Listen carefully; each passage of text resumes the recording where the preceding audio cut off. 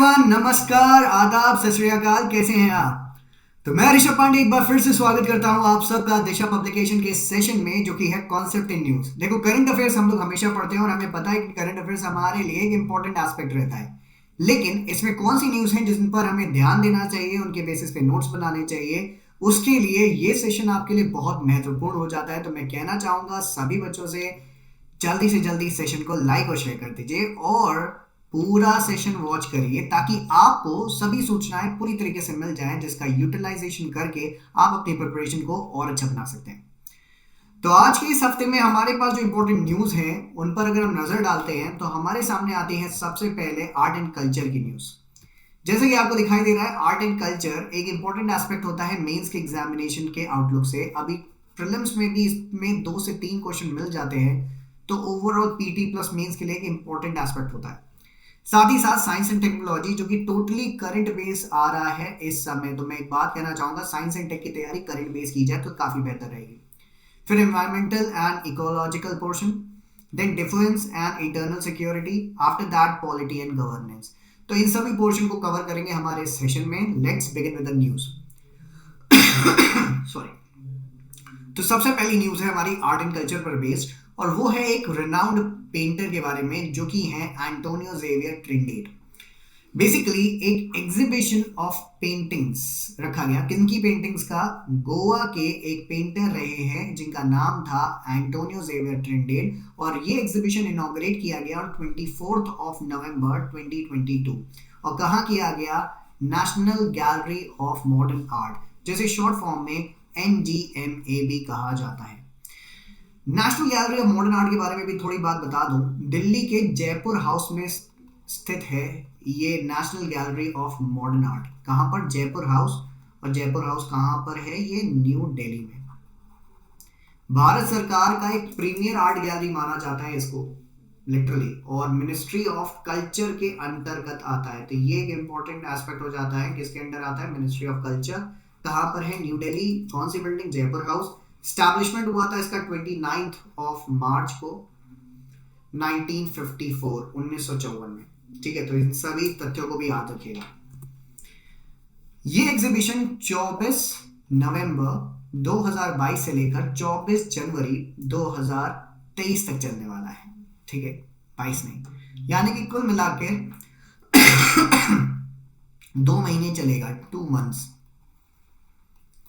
और इन 2 महीने के टेन्योर में 37 मास्टरपीसेस डिस्प्ले किए जाएंगे, जिनमें से 3 NGMA के कलेक्शन से हैं। NGMA मतलब national gallery of modern art के कलेक्शन से हैं, और बाकी जितने भी हैं वो हैं ट्रिंडेट के कलेक्शन के, जो कि डोनेट किए गए थे to Fundacao Oriente by Esther Trindade trust in 2004, यानी कि 2004। तो ये आर्ट गैलरी एक मेमोराइजिंग फैक्टर के साथ साथ एक एग्जीबिशन है उस रेनाउंड पेंटर का, जिसको मेयोज अवार्ड या कह सकते हैं मेयो सिल्वर मेडल से नवाजा भी गया था। ठीक है, तो मेयो सिल्वर मेडल की बात करें तो ये ब्रिटिश जमाने का एक मेडल था, जो रेनाउंड एस्पेक्ट में दिया जाता था। अगर लोग आर्ट एंड कल्चर में कुछ अच्छा काम करते थे तो उनको मेयोज सिल्वर मेडल से नवाजा जाता था। इनको ये मेडल पुरस्कार 1892 में दिया गया था, 1892 में। एंटोनियो जेवियर ट्रिंडेट एक्चुअल में यूरोपियन डिसेंट के हैं। यूरोपियन डिसेंट में भी पोर्चुगीज डिसेंट के हैं बेसिकली, लेकिन इनका इतना मान सम्मान इसलिए रहा क्योंकि इन्होंने कभी भी अपने इंडियन एस्पेक्ट पर पीठ नहीं दिखाई। यानी कि इन्होंने हमेशा माना कि मेरी परवरिश भारत में हुई है और भारत से मेरा अच्छा खासा जुड़ाव है। इसीलिए 24 नवंबर को जब ये इवेंट इनॉग्रेट किया गया श्री अद्वैत गणनायक के द्वारा, जो कि डायरेक्टर जनरल हैं national gallery of modern art के, उनके साथ his excellency mister Carlos Pereira marks, जो कि एम्बेसडर हैं पोर्चुगल के, इन द प्रेजेंस ऑफ पोलो गोम्स, जो कि डायरेक्टर हैं फुंडाक्यो ओरिएंटे डेलीगेशन इन इंडिया। और ये सारा इवेंट हुआ था NGMA यानी कि national gallery of modern art में, न्यू दिल्ली में, under cultural exchange programme between India and Portugal. Portugal की कैपिटल है लिस्बन, इसको भी याद रखिएगा। ठीक है, अब स्पेन और पोर्चुगल मिलकर एक पेनिनसुला बनाते हैं। उस पेनिनसुला का नाम है आइबेरियन पेनिनसुला। ये भी याद रखिएगा, स्पेन एंड पोर्चुगल। तो ये सारे की पॉइंट्स मैं आपको इसलिए बताता चलता हूं ताकि जब भी आप कोई न्यूज कवर करें तो उससे रिलेटेड जितने भी बिट्स हैं, बाइट्स हैं, वो सब दिमाग में चलता रहे ताकि हम उसको कवर कर सके एज पर आर एग्जामिनेशन। ठीक है, तो आइबेरियन पेनिनसुला वो पर्टिकुलर पोर्शन है यूरोप का जिसमें दो कंट्रीज आते हैं, स्पेन और पोर्चुगल। और कभी आप अगर मॉडर्न हिस्ट्री का डेवलपमेंट देखोगे ना, तो उसमें स्पेन और पोर्चुगल का बहुत अहम रोल है। तो ये भी मैं आपको एक इंपॉर्टेंट टॉपिक दे रहा हूँ पढ़ने के लिए, go and study it. Alright, Antonio Xavier Trindade के बारे में अगर बताएं तो इनका जन्म हुआ था सैंगन गोवा में 1870 में। इंकरेजमेंट हर एक आदमी को मिलता है, तो इनको भी मिला। तो इन्होंने इंकरेज होने के बाद आर्टिस्टिक टैलेंट को अपने परस्यू किया। ये जाकर एनरोल कर लेते हैं कॉलेज में जिसका नाम था sir Jamsetjee Jeejebhoy school of art and industry, जो कि बॉम्बे बेस्ड कॉलेज था। और यहाँ पर इन्होंने शिक्षा पाई, पेंटिंग की, स्कल्पचर की, डिजाइन की, और अपने यूरोपियन नेचुरलिज्म के ट्रेडिशन को फॉलो करते हुए इन्होंने बहुत सारी पेंटिंग्स बनाई। त्रिंडेत की वास्ट वर्क के बारे में अगर बात करें, जो कि मैच्योर कहते हैं, जो हुआ 1920s और 1930s के टाइम पर, उसने फोकस किया मेनली इनके ड्राइंग में, जो कि ये पोर्ट्रेट्स, लैंडस्केप और स्टिल लाइफ पर अपनी ड्राइंग्स बनाते थे। इन पर इन्फ्लुएंस था वेस्टर्न अपब्रिंगिंग का और अपने यूरोपियन आर्टिस्टिक ट्रेंड का, लेकिन ये उसके साथ अपनी लेगेसी को जरूर इंटीग्रेट करते थे, जो कि इनकी पेंटिंग्स में साफ साफ दिखाई देती थी। वो लेगेसी थी इंडियन कल्चर से इनकी परवरिश की। So after being from that particular origin, but he didn't left the landscape of India and the artistic relevance of India. तो इन्होंने हमेशा एक लॉयल्टी दिखाई भारत के लोगों के प्रति और भारत के लैंडस्केप के प्रति। आर्ट एंड कल्चर की एक और इंपॉर्टेंट न्यूज के बारे में बात करें तो मिनिस्ट्री ऑफ कल्चर ने पार्टनर किया with Kathakar under Azadi ka Amrit Mahotsav to take story telling among the people. और स्टोरी टेलिंग आजकल एक बहुत ज्यादा एंटरटेनमेंट के साथ साथ अर्निंग का भी जरिया बन चुका है। बहुत सारे कॉलेजेस, इवन इग्नू ने भी स्टोरी टेलिंग का कोर्स स्टार्ट कर दिया है। तो आप अगर साइड बाय साइड कोई कोर्स करना चाहते हैं तो आप स्टोरी टेलिंग के कोर्स को परस्यू कर सकते हैं। ऐसा नहीं कि इग्नू मेरे को पैसे दे रहा, but I am just telling about it because one of my friend also got enrolled in it. तो इस बार कथाकार partners with ministry of culture, और मतलब इस बार जो कथाकार इवेंट है वो पार्टनर कर रहा है मिनिस्ट्री ऑफ कल्चर के साथ अंडर आज़ादी का अमृत महोत्सव, जिसको हम लोग आकम कहते हैं, AKAM शॉर्ट में। तो ये इवेंट ऑर्गेनाइज किया जाएगा ऑर्गेनाइज किया गया बल्कि this event was organized on 26th of November at amphitheatre Central Vista India Gate from 4 PM to 7:30 PM at as Kalanjali के तौर पर। ठीक है, ये फेस्टिवल शोकेस कर रहे हैं it's pristine physical form, amazing stories, music by Indian international story tellers from 7 countries. इसमें puppets, dance, even musical instruments को यूज किया गया था as props to help the narrator to make storytelling more impactful. इस 15th addition of कथाकार का inauguration किया था किरण रिजिजू ने, जो कि union minister of law and justice है। आजकल काफी न्यूज में है जब इनको यंग बोला, और इनको यंग बोला पता है किसने? इनको यंग बोला हमारे करंट CJI। कौन है current CJI? YV Chandrachud. YV Chandrachud साहब हमारे 50वें CJI हैं, 58 चीफ जस्टिस और second generation first chief justice है, पहले सेकंड जनरेशन, यानी कि इनके पिता भी चीफ जस्टिस थे, जिनका नाम था DY चंद्रचूड़। उल्टा तो नहीं बोला, DY चंद्रचूड़ हैं और YV चंद्रचूड़ इनके पिता थे। ठीक है, DY चंद्रचूड़ और इनके पिता का नाम था YV चंद्रचूड़। ठीक है, काफी चंद्रचूड़ हो जाते हैं। तो union minister of law and justice Kiran Rijiju और इनके साथ श्रीमती मीनाक्षी लेखी, जो कि मिनिस्टर ऑफ स्टेट है for external affairs and culture, इन्होंने इनॉग्रेट किया 15th एडिशन ऑफ कथाकार। और इस साल कथाकार 2022 एम कर रहे हैं 2 फोल्ड एस्पेक्ट पे। पहला है इंश्योर करना conservation of oral story telling tradition, जो हमारे हमेशा चलता आ रहा है। एक पूरा गुड बैठता है और सब लोग मिलकर एक स्टोरी सुनते हैं, और वो स्टोरी में हम थीम निकालने की कोशिश करते हैं, उससे कुछ समझने की कोशिश करते हैं, कुछ सीखने की कोशिश करते हैं, and to increase its popularity, और उसकी पॉपुलैरिटी बढ़ाने के। आर्ट एंड कल्चर के इस कथाकार इवेंट में अगर बात करें तो बड़े बड़े नाम जोड़ गए हैं। पता है कौन कौन? नवाजुद्दीन सिद्दीकी, बॉलीवुड एक्टर, किसने नहीं देखी इनकी मूवी है? वो मूवी में मसान का डायलॉग याद कर रहा था, जब तक तोड़ेगा नहीं तब तक छोड़ेगा नहीं। तो नवाजुद्दीन सिद्दीकी वो भी नरेट करेंगे यहाँ स्टोरी। अब सोचो नवाजुद्दीन सिद्दीकी खुद बैठकर स्टोरी बताए मसान की, तो आपको कैसा लगेगा? दिमाग में आएगा भाई मांझी साहब यहीं पर आ गए। उनके साथ साथ कन्वर्सेशन करेंगे मोहित चौहान, जो कि एक म्यूजिक कंपोजर है, रॉकस्टार मूवी सभी ने देखी होगी। ठीक है। वो भी पेट्रन माने जाते हैं इस फेस्टिवल के। सूफी म्यूजिकल नाइट भी है, सूफी म्यूजिक भी चलेगी सतपाल वदाली के द्वारा, जो कि सन है पद्मश्री प्यारेलाल वदाली के। इसके अलावा अगर मैं इस इवेंट के और जाने माने लोगों का नाम बताएं तो इस फेस्टिवल में इस साल एक इवेंट है जिसका नाम है किस्से, कहानी और सिनेमा। तो किस्से, कहानी और सिनेमा, क्योंकि हम देख रहे हैं इस समय हमारा बॉलीवुड सिनेमा काफी नीचे जा रहा है, तो ये इवेंट कहीं ना कहीं इसको पिच कर सकता है, अपराइज पे ले आ सकता है। तो किस्से, कहानी और सिनेमा एक इवेंट है जो इस फेस्टिवल में रखा गया है। प्रार्थना गहलोत से कन्वर्सेशन करेंगे एस एक्टर संजय मिश्रा। ये भी काफी चर्चित नाम है, काफी पसंदीदा है, लोग इनको पसंद करते हैं। तो ये सब होगा central vista at India gate. और अनदर शेड्यूल्ड इवेंट जो है वो है किस्से, कहानी और गुफ्तगू, जिसमें मोहित चौहान होंगे कन्वर्सेशन में, इम्तियाज अली जो कि रिनाउंड फिल्म मेकर और डायरेक्टर हैं बॉलीवुड के।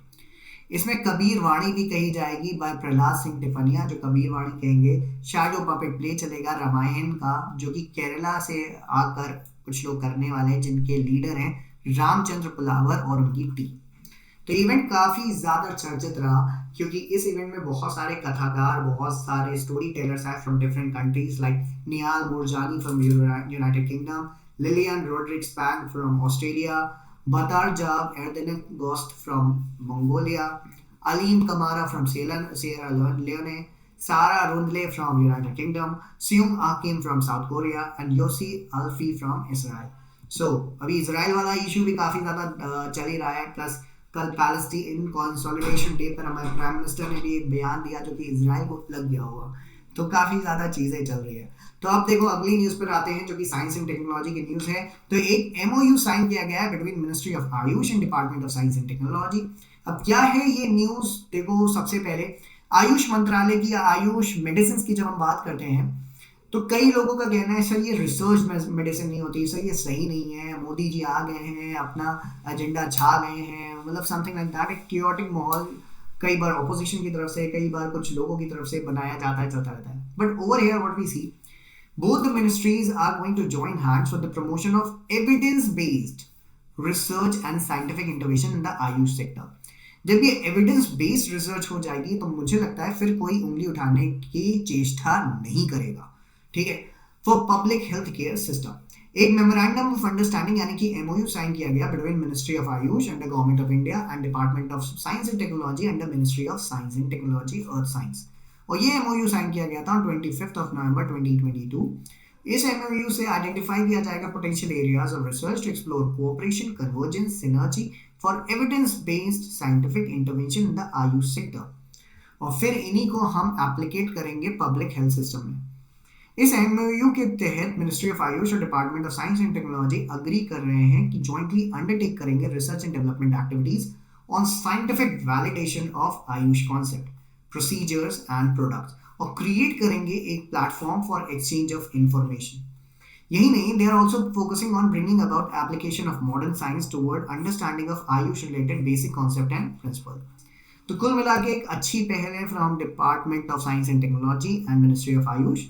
इससे क्या होगा, आयुष मिनिस्ट्री आइडेंटिफाई करेगी थ्रस्ट एरियाज जिसमें आयुष रिलेटेड सिस्टम्स का रिक्वायरमेंट है, वहां पर वो अंडरस्टैंड करेगी बेसिक कॉन्सेप्ट्स, और बेसिक कॉन्सेप्ट को समझने के बाद प्रोसीजर्स और डेवलपमेंट ऑफ न्यूअर टूल्स पर ध्यान देगी। इसके अलावा मीनवाइल डीएसटी क्या करेगी, department of science and technology, वो अपने साइंस और इंजीनियरिंग रिसर्च बोर्ड के साथ, जो कि है एसईआरबी, वो कोऑर्डिनेट करेंगे in the implementation of thrust areas through well chartered plan and mutual consulted actions. तो दोनों मिलकर जो एफर्ट दिखाएंगे उससे काफी ज्यादा अच्छे रिजल्ट्स आएंगे। Now international Jaguar day celebrated at national zoological park. तो इंटरनेशनल जैगुआर डे सेलिब्रेट किया जा रहा है नेशनल जूलॉजिकल पार्क में, और ये किया जा रहा है 29 नवंबर 2022 को, जो कि कर लिया गया है एक्चुअल में। So national zoological park new Delhi, जिसको हम कहते हैं दिल्ली जू, सेलिब्रेट किया इंटरनेशनल जैगुआर डे ऑन 29 नवंबर 2022। अच्छा, कितने लोग नई दिल्ली से और अभी तक जू नहीं गए हो? अगर नहीं गए तो जाना जरूर, ठीक है। So on this occasion National Zoological Park organized activities like zoo walk and expert talks on big cats and jaguar। अच्छा, कई बार jaguar को लोग leopard समझ लेते हैं, समझते नहीं, तो मैं अभी इसका डिफरेंस बता दूंगा। So students from Little Star Public School participated in the events And participation certificates, literature on wildlife conservation, souvenir were given to the students to encourage them and arouse their curiosity, understanding the importance of nature and wildlife conservation. Apart from this, International Jaguar Day was created to raise awareness about the increasing threat facing the jaguar or critical conservation efforts ensuring its survival. ये annually observe किया जाता है. So annually observed on November 29th, International Jaguar Day celebrate the America's largest wildcats as an umbrella species for biodiversity conservation and an icon for sustainable development. And centuries old cultural heritage of Central and South America. क्यों कहा? Because this is the third largest cat predator of the world and an important species of Amazon rainforest. Remember that. अब International Jaguar Day represent करता है collective voice of jaguar range countries, जिसमें बात करें तो in collaboration with national international partners, ताकि draw किया जा सके attention to the need to conserve jaguar corridors and their habitats as a part of broader efforts to achieve United Nations sustainable development goal. Because every organism is necessary. हर एक जीव हमारे लिए बहुत ज़रूरी है. देखिए, हम आप चीता लेके आए कि नहीं लेके आए भारत में वापस, और चीता को हम कंजर्व करेंगे, उनको 9 से 90 करने की कोशिश करेंगे, 90 से 900 करने की कोशिश करेंगे कि नहीं. जैगुआर की साइंटिफिक नेम पर ध्यान देंगे तो उसका नाम है पैंथेरा ऑनका, जिसको ऑफनली मिस्टेक किया जाता है लेपर्ड से, but it is differentiated due to spots within the rosette of the quotes.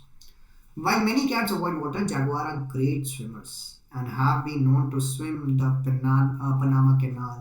तो अगर कोई पूछता है आपसे कौन सी कैट है जो पनामा कैनाल पूरा स्विम कर गई, दैट इज जैगुआर.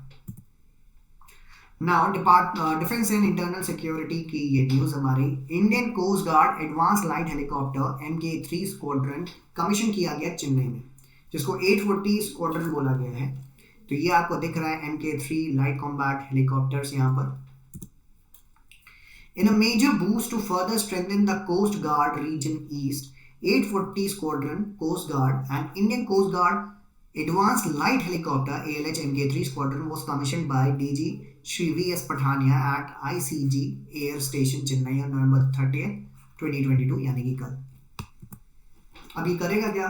कमीशन जो किया गया 840 Squadron Coast Guard, ये एक इंडिकेटिव है of the leap towards self reliance in the field of helicopter manufacturing. India self reliant बन रहा है in line with the government vision of Atmanirbhar Bharat. ये क्या करेगा? It will provide a major fillip to the abilities of Indian coast guard in the security sensitive water of the coast of Tamil Nadu. ये off OFF का मतलब होता है of, यानी कि दूर. ऑन का मतलब की तरफ. तो कभी भी अगर ऑन शोर दिखाई दे तो ऑन शोर मतलब जो शोर की तरफ आ रही है, और ऑफ शोर हो तो ऑफ शोर का मतलब जो शोर से दूर. तो अगर मैंने कहा off the coast of Tamil Nadu या ऑफ तमिलनाडु OFF लगा के, तो यानी कि तमिलनाडु के कोस्ट से दूर ये जांच करने में, चेक करने में मदद करेगा. The advance light helicopter MK3 helicopters indigenously manufactured by HAL Hindustan Aeronautic Limited features state-of-art equipment including advanced radar as well as electro-optical sensor. इसमें electro-optical sensor भी लगाए गए, Shakti engines, full glass cockpit, high intensity search light, advanced communication system, automatic identification system as well as search and rescue hovers. So ये feature enable करेगा helicopter को to undertake maritime reconnaissance as well as carry out search and rescue at extended ranges while operating from ships, both day and night. So that is an important aspect of this particular helicopter. Now last but not the least, polity and governance की news है. Ministry of Parliamentary Affairs celebrate कर रहा है Constitution Day on 26th of November 2022. 26th of November 1949 को हमारा संविधान बना था. हम उस दिन से संविधान दिवस मना रहे हैं, ऐसा गलत है, क्योंकि संविधान दिवस हमने 2015 से मनाना शुरू किया, जब डिक्लेयर किया गया था कि 2015 में कि हम संविधान दिवस मनाएंगे हर साल 26 नवंबर को. वैसे हम इसको लीगल डे या जो जुडिशियल सर्विस डे मनाते हैं, ठीक है. तो संविधान दिवस constitution day is being celebrated across India with great fervor and gaiety today to commemorate the adoption of Constitution of India and to honor them and acknowledge the contribution of founding fathers. Officials of the Ministry of Parliamentary Affairs under the leadership of Secretary Ministry of Parliamentary Affairs read the preamble to the Constitution of India today in the Parliamentary House. इस दिन preamble की reading हुई. Ministry of Parliamentary Affairs was an active participant in the national program and has revamped and updated 2 digital portals, one for reading preamble to the Constitution in English and 22 other languages mentioned in the 8th schedule of the Constitution. So जो 22 भाषाएं कौन से schedule में है? 8th schedule में है, तो ये भी यहाँ से याद हो गया आपको। और कितनी ऑफिशियल लैंग्वेजेस? 22, और ये सारी 8th शेड्यूल में है, ठीक है। और मिनिस्टर ऑफ पार्लियामेंट्री अफेयर्स है कौन? श्री प्रहलाद जोशी। तो देखो यहाँ से ऐसे ऐसे हम लोग निकाल देते हैं न्यूज़, समझ में आई बात? तो आज के हमारे सेशन में हमने आर्ट एंड कल्चर की न्यूज़ को पढ़ा, science and technology, environment technology, defence and internal security and polity and governance. तो इन्हीं सब न्यूज़ को आपको तैयार करना है। You have to revise this, make note of it, and if you have any doubt do let me know. Next session से मैं एमसीक्यू को भी इनकॉर्पोरेट करूंगा ऑफ प्रीवियस सेशन, यानी कि ये सेशन अगर आप पढ़ के आओगे तो इसके एमसीक्यू आपको नेक्स्ट सेशन में मिलेंगे और साथ ही साथ न्यूज़ भी। तो ऐसे इंटरेस्टिंग सेशन के लिए आपको क्या करना है? बने रहना है, शेयर करना है और सब्सक्राइब करना है अगर आपने अभी तक नहीं किया है। So thank you, thanks a lot and god bless you guys. मिलते हैं अगले सेशन में। Till then keep watching.